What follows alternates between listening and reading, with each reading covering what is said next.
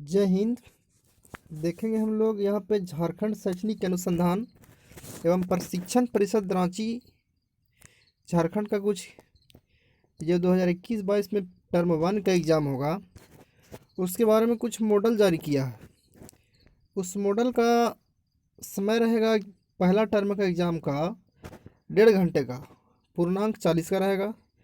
विषय विज्ञान का ये मॉडल सेट है। देखिए कक्षा 10वीं का। अब यहाँ पे देखिए, अब ये कहता क्या है, इसका प्रश्न टोटल प्रश्न में देखते हैं क्या कहता है।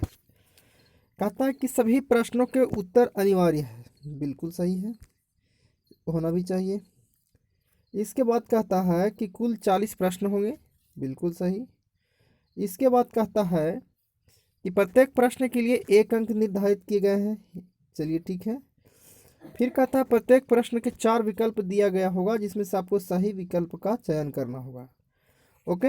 गलत उत्तर के लिए कोई अंक नहीं काटेंगे आपको, आप गलत अपना ऑप्शन चुनकर दे सकते हैं।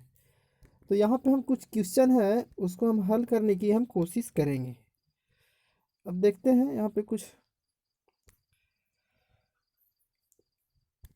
अब अगला क्वेश्चन हमारे पास क्या रहा है। क्वेश्चन है, कहता है दाढ़ी बनाने में किस प्रकार का दर्पण का उपयोग किया जाता है। जो हम लोग दाढ़ी बनाते हैं उस जो दर्पण रहता है वो किस प्रकार का दर्पण रहता है। इसमें ऑप्शन रहेगा समतल, उत्तल, अवतल, इनमें से कोई नहीं। तो हमने ये समतल दर्पण का उपयोग करते हैं दाढ़ी बनाने में। ऑप्शन मारेंगे हम लोग ए, समतल दर्पण का उपयोग करते हैं। ये उत्तल दर्पण, अवतल दर्पण का भी कहीं कहीं उपयोग होता है, किसी कोई अलग कार्य के लिए होता है जो आप लोग पढ़े होंगे, बुक से पढ़े होंगे। अगर ये उत्तल दर्पण का उपयोग, अवतल दर्पण का उपयोग कहाँ आता है तो कमेंट करके ज़रूर बताइएगा, आपको बताएंगे। अगला क्वेश्चन कहता है गोलीय दर्पण में फोकस दूरी एवं वक्रता त्रिज्या के बीच संबंध क्या होती है। गोलीय दर्पण में फोकस दूरी एवं वक्रता त्रिज्या के बीच का संबंध होता है r बराबर 2f। संबंध क्या होता है? r बराबर 2f, यानी कि f बराबर r/2। आपको बताएं तो यहाँ अगर हम वाइट शीट लेते हैं, r बराबर 2f, ये संबंध होता है। तो f is equal to r/2 होता है। आपका ऑप्शन क्या है? ऑप्शन में r बराबर 2f है या f बराबर r/2 है। तो देखिए ध्यान से, r बराबर f/2 नहीं हो सकता, f बराबर r बराबर f/2 नहीं हो सकता, f बराबर r/2g हो सकता है। f बराबर r/2 क्यों हो सकता है? क्योंकि आपको हमने बताया कि r बराबर 2f होता है। इसकी त्रिज्या जो होती है, वक्रता त्रिज्या, किसी गोलीय दर्पण की वक्रता त्रिज्या उसकी फोकस दूरी के दुगने के बराबर होता है। ये कि r को हम दुगना को जब फोकस दूरी करेंगे ना, तो अकेले वक्रता त्रिज्या दुगना फोकस दूरी के बराबर होता है। तो जब फोकस दूरी निकालेंगे तो यहाँ पे r का भाग पड़ जाएगा, सीधी सी बात है। तो चलिए ठीक है, अब देखते हैं अगला क्वेश्चन। तो आपका ऑप्शन क्या होगा इसमें? f बराबर r/2। कहाँ दिखाई दे रहा है f बराबर r/2? जहाँ दिखाई देगा वहाँ पे आप इसमें टिक करेंगे। f बराबर r/2 यहाँ दिखाई दे रहा है। ओके, चलिए अगला क्वेश्चन। प्रकाश के अपवर्तन की क्रिया के दौरान कौन सी भौतिक राशि अपरिवर्तित रहती है, यानी बदलती नहीं है। वेग बदल जाता है, तरंगदैर्घ्य बदल जाती है। आपका ऑप्शन में इनमें से कोई भी नहीं है। आवृत्ति बदलती है या नहीं बदलती है?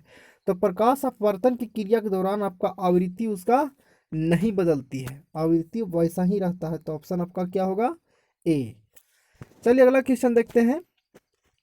अगला क्वेश्चन में कहता है अवतल दर्पण के परावर्तन के बाद, अवतल दर्पण से परावर्तन के बाद किरण किस बिंदु से होकर गुजरेगी। अगर अवतल दर्पण हमारे पास है, अवतल दर्पण कैसा होता है? देखिए, उत्तल दर्पण हो फोकस यानी कि एफ से गुजरती है, तो आप एफ पे टिक मार सकते हैं, ये सही है।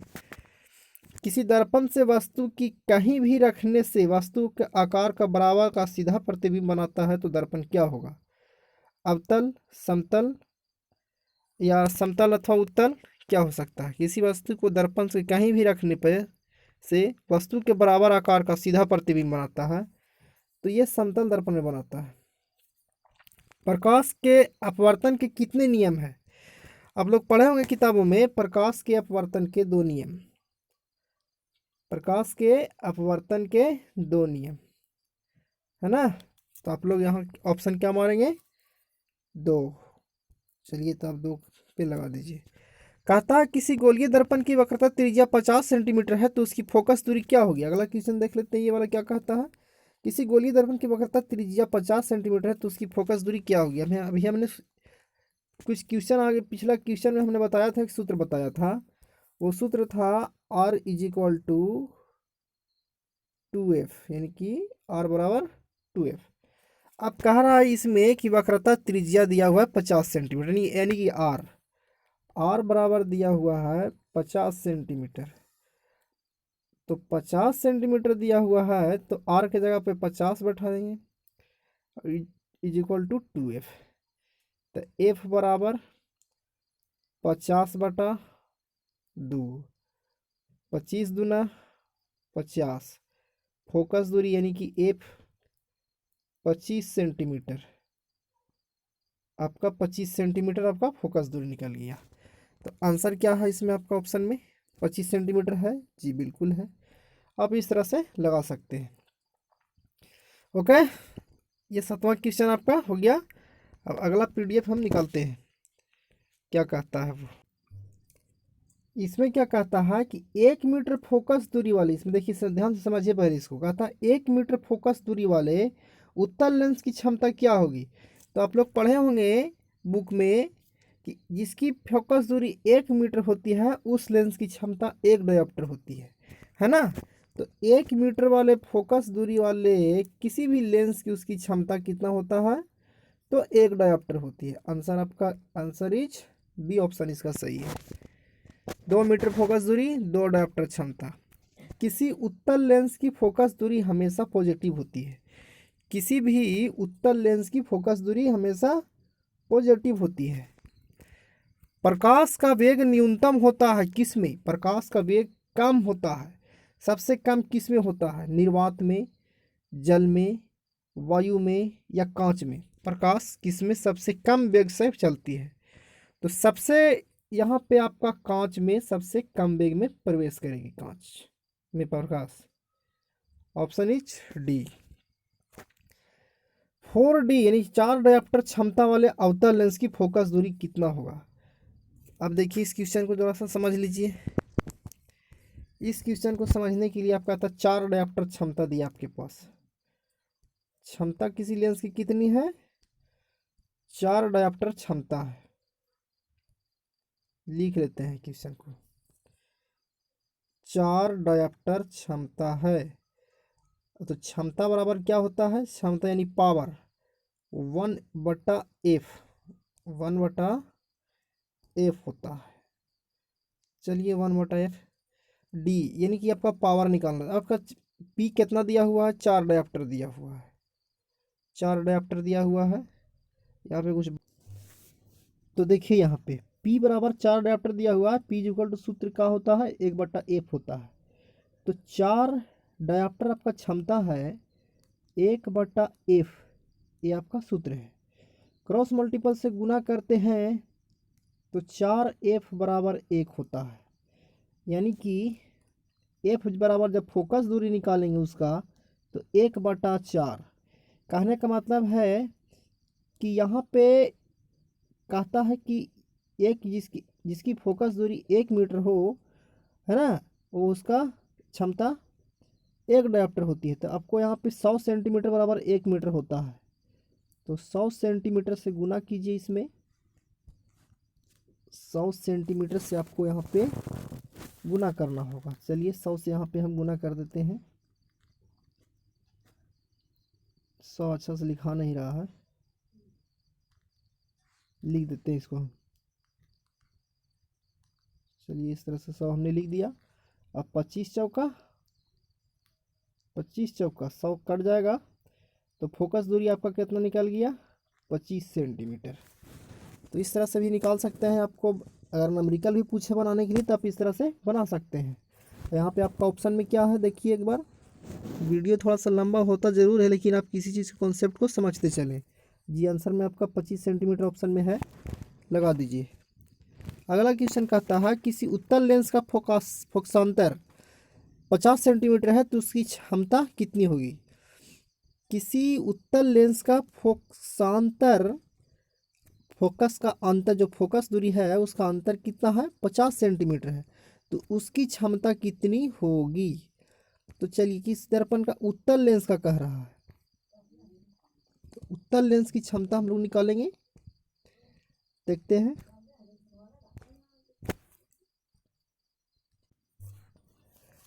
तो इसमें कहता है किसी उत्तल लेंस का फोकसांतर 50 सेंटीमीटर, उसकी क्षमता कितनी होगी। उत्तल लेंस का क्षमता धनात्मक होती है, तो 50 दूना 100, ये आपका आंसर हो जाएगा +2 डायोप्टर। प्रकाश का वेग सर्वाधिक किस में होगा, कांच में, पानी में, हवा में, निर्वात में, यानी कि फ्री गति से किस में घूमेगा, सबसे अधिक गति से किस में घूमेगा प्रकाश, किसमें, वेग गति से यहाँ पे प्रकाश चलेगा। कांच में, पानी में, हवा में, निर्वात में। तो प्रकाश आपका सबसे, निर्वात जिसको बोलते हैं खाली कोई स्थान ना हो, सिर्फ यहाँ पे हवा होता है हल्का फुल्का, है ना, जहाँ पे वायुमंडल नहीं होता है, तो निर्वात में, वैक्यूम में यह प्रकाश बहुत अच्छा चलता है। दिए गए प्रक्रम में कौन ऊष्माक्षेपी है। ऊष्माक्षेपी का मतलब कहता है, अगला क्वेश्चन देखिए, इस क्वेश्चन में कह रहा है कि दिए गए प्रक्रम में कौन ऊष्माक्षेपी है। दिए गए प्रक्रम में कौन ऊष्माक्षेपी है, इसमें देखिए श्वसन, पाचन, उत्सर्जन, संवहन। इसमें आपका श्वसन होगा आंसर, क्योंकि आप पढ़ चुके हैं कि श्वसन के दौरान लिया गया ऑक्सीजन द्वारा भोजन विघटित होता है, जिससे ऊर्जा मुक्त होती है, हमें ऊर्जा मिलती है। तो हमारा आंसर कौन सा हो जाएगा, श्वसन, ऊष्माक्षेपी हो सकता है ये। चिप्स के पैकेट में विकृत गंधी से बचाने के लिए कौन सी गैस डाली जाती है। 15वां क्वेश्चन कहता है कि जो आप कुरकुरे वगैरह किसी चिप्स होता है जो हवा गैस से फूला रहता है, वो कौन सी गैस होती है उसमें, जो विकृत गंधीता का मतलब उसका स्वाद ना बदले, वो खराब ना हो, है ना। तो उसमें कौन सी गैस मिलाया जाता है, oxygen, nitrogen, hydrogen, carbon dioxide. तो इसमें नाइट्रोजन मिलाया जाता है। ओके। जंग लगना किस प्रकार की अभिक्रिया है, संयोजन अभिक्रिया, वियोजन अभिक्रिया, विस्थापन अभिक्रिया, द्विविस्थापन अभिक्रिया। देखिए जंग लगता है, मान लिया जाए किसी चीज़ में जंग लग गया, क्या लगता है, ऑक्सीजन लगता है, तो जुड़ जाता है। जैसे मान लिया जाए कि आपके पास लोहा है ना, तो लोहा में ऑक्सीजन जुड़ गया, है ना, तो वो जंग लग गया। जैसे जिंक में अगर ऑक्सीजन से अभिक्रिया कराते हैं तो ZNO बन गया, तो ये संयोजन अभिक्रिया कहलाता है। जैसे लोहा में ऑक्सीजन जुड़ जाना, ऑक्सीजन लगने के बाद ही जंग लगता है, तो वो संयोजन अभिक्रिया कहलाएगा। दिए गए अभिक्रिया किस प्रकार का, किस पदार्थ का उपचयन हो रहा है। यहाँ पे उपचयन किस पदार्थ का हो रहा है उसके बारे में यहाँ पे समझना है। देखिए जिंक ऑक्साइड है, कॉपर है, जिंक है, और आपको कार्बन मोनोऑक्साइड है। देखिए इसमें कौन सा, इसमें उपचयन हो रहा है, किसका उपचयन हो रहा है। देखिए इसमें कहता है कि दिए गए अभिक्रिया में किस पदार्थ का उपचयन हो रहा है। उपचयन का मतलब होता है जिसमें ऑक्सीजन का योग हो, उपचयन कहलाता है, और वैसी अभिक्रिया जिसमें ऑक्सीजन का ह्रास हो, वो अपचयन कहलाता है। तो यहाँ पे देखिए जिंक ऑक्साइड, इसमें ऑक्सीजन जुड़ा हुआ है। इसके बाद आया कार्बन, तो कार्बन का किया कि जिंक में से ऑक्सीजन को हटा दिया, अपने साथ उसको ले गया, यानी कि यहाँ पे ऑक्सीजन का ह्रास हुआ। तो यहाँ कह रहा है कि दिए गए अभिक्रिया में किस पदार्थ का उपचयन हो रहा है, यानी किसमें ऑक्सीजन जुड़ रहा है। तो देखिए जिंक में तो जुड़ नहीं रहा, क्योंकि जिंक में जब था तो जिंक से हटाकर कार्बन लेके चला गया, ठीक ना। तो यहाँ पे उपचयन या ऑक्सीजन किसके साथ जा रहा है, तो ऑक्सीजन जा रहा है कार्बन के साथ। तो आंसर होगा अपचयन कार्बन हो रहा है। अपचयन कर रहा था कि इसमें अपचयन कौन सा पदार्थ हो रहा है, तो अपचयन जिंक हो रहा है। यह उपचयन हो रहा है, उपचयन इसमें हो रहा है, और अपचयन इसमें हो रहा है, अपचयन इसमें हो रहा है ना। देखिए इस अभिक्रिया को रेडॉक्स अभिक्रिया भी कहते हैं। चलिए अगला हम PDF निकालेंगे, आपका 17 क्वेश्चन क्लियर। देखिए यहाँ पे कुछ क्वेश्चन है, कहता है दिए गए कौन सा समीकरण रासायनिक समीकरण संतुलित है।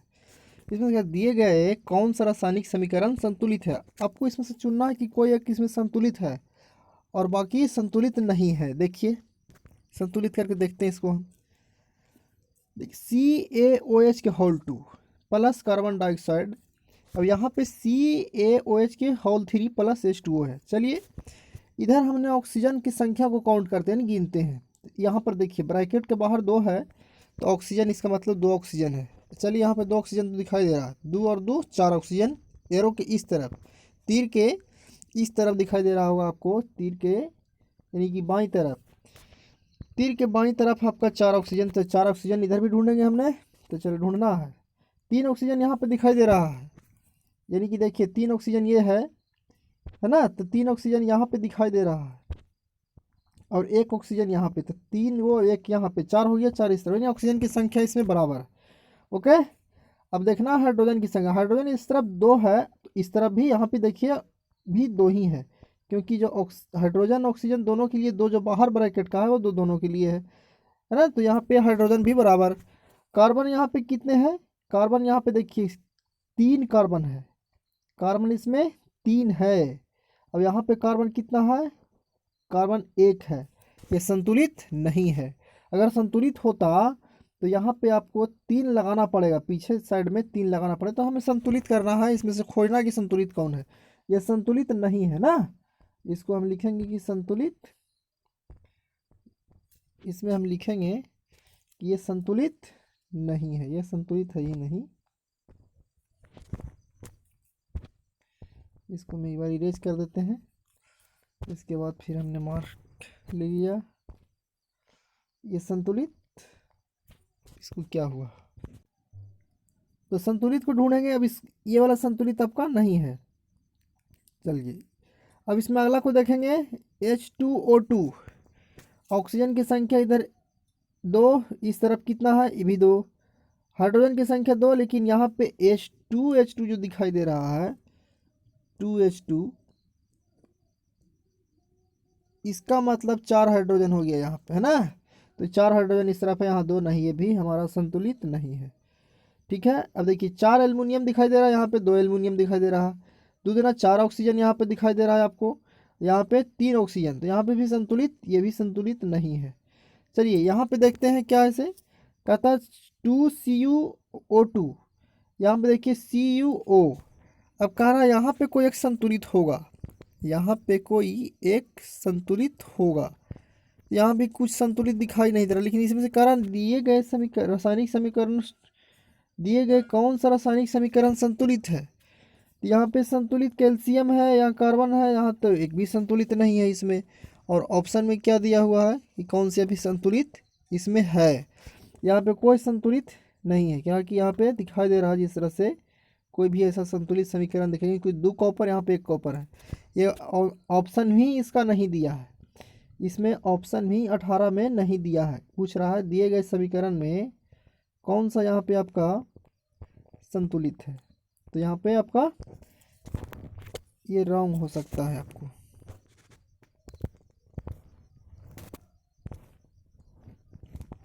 ये क्वेश्चन रॉन्ग है। चलिए अब हमने देखेंगे 19 का। 19 में कहता है दिए गए चित्र में कौन सी अभिक्रिया हो रही है। चित्र को देखिए और पहचानिए इसमें कौन सी अभिक्रिया हो रही है। सो ये कह रहा है, तो इसमें देखिए कहा है लेड है Pb और कॉपर क्लोराइड है। अब क्या कर रहा है लेड को, अब यहाँ पर पहचानिए। लेड जो है से क्लोरीन को अपने साथ ले गया और कॉपर को छोड़ दिया, रिलीज कर दिया। अब देखिए इसमें से कौन सी अभिक्रिया हो रही है। आपके पास है संयोजन अभिक्रिया, यानी कि संयोजन का मतलब लेड और कॉपर क्लोराइड सब एक साथ जुड़ तो नहीं गया, तो नहीं जुड़ा, यहाँ पे कुछ अलग अलग बन गया। ऊष्माक्षेपी, इसमें से ऊष्मा निकल रही है, बिल्कुल नहीं, ऊष्माक्षेपी भी अभिक्रिया नहीं हो रही है। तो क्या किया, वियोजित अभिक्रिया हो रहा है, वियोजन यानी कि तोड़ दिया जी, ये भी नहीं हुआ। ये विस्थापित कर दिया, क्या कर दिया, विस्थापित कर दिया, यानी कि हटा दिया। किसको हटा दिया, तो कॉपर को हटा दिया। ये बेचारा को लेड जो था से कहा कि तुम एक साइड हो जाओ, हम क्लोरीन के साथ जाएंगे। तो यहाँ पे विस्थापन अभिक्रिया हो रही है। ओके, चलिए अगला क्वेश्चन देखिए। इसमें कहता है दिए गए पदार्थ में कौन गंधकी सूचक का व्यवहार करता है। इसके आगे कहता है अगला क्वेश्चन में कि हड्डियों को जोड़ने के लिए डॉक्टर किस विलयन नहीं है, लवण का प्रयोग करता है। हड्डी जब टूट जाता है तो कौन से यहाँ पे उपयोग करता है, तो हड्डी जो प्लास्टर जो करता है हाथ को, उसका नाम है पाउडर को प्लास्टर ऑफ पेरिस। प्लास्टर का पेरिस का सूत्र होता है CaSO4 × 1/2H2O। ऑप्शन नीचे आपका राइट हो जाएगा डी वाला। विरंजक चूर्ण का सूत्र क्या होता है? विरंजक चूर्ण का सूत्र होता है CaOCl2। ये आपका ऑप्शन सी होगा। ओके, इस चित्र में कौन सी अभिक्रिया हो रही है? चित्र में देखिए, पहले चित्र को दिखाते हैं, हम नज़दीक से दिखाते हैं। चित्र में एक लिखा हुआ है प्लास्टिक और लिखा हुआ है हाइड्रोजन। चलिए यहाँ पे हाइड्रोजन लिख दिया हमने, यानी हाइड्रोजन का सूत्र H2 होता है तो H2 लिख दिए। फिर लिखा हुआ है जल। जल जल को बोलते हैं हम H2O, है ना। अब क्या कहता है कि एरो के निशान बड़ा बड़ा कुछ लिखा गया है, जल है, कुछ बड़ा लिखा गया, इसे हम छोटा करने की कोशिश करेंगे। पहले कहता है कि जल है, जल लिख दिया, नहीं जल नहीं, हाइड्रोजन है। इसके बाद कह रहा है कि ये जल है, जल का सूत्र होता है H2O। अब कह रहा है कि इसमें कौन सी अभिक्रिया हो रही है, तो एरो के निशान में देखिए, यहाँ पे है 2 हाइड्रोजन, यहाँ पे भी 2 हाइड्रोजन। अब करना क्या है, हमको यहाँ पे ढूंढना है कौन सी अभिक्रिया हो रही है, संयोजन अभिक्रिया, वियोजन अभिक्रिया, यदि विस्थापन अभिक्रिया, विस्थापन अभिक्रिया। तो हाइड्रोजन में और जब जल में हाइड्रोजन मिलता है तो ये दोनों जुट करके क्या बना लेते हैं, 2H2O। 2H2O बना लेते हैं, 2H2O। ओके, ये बनेगा, यानी कि दोनों जुट गया। तो कौन अभिक्रिया हो रही है यहाँ पे देखेंगे ऑप्शन में क्या है, तो दोनों जुट गया तो यहाँ संयोजन अभिक्रिया है। तब तक के लिए जय हिंद।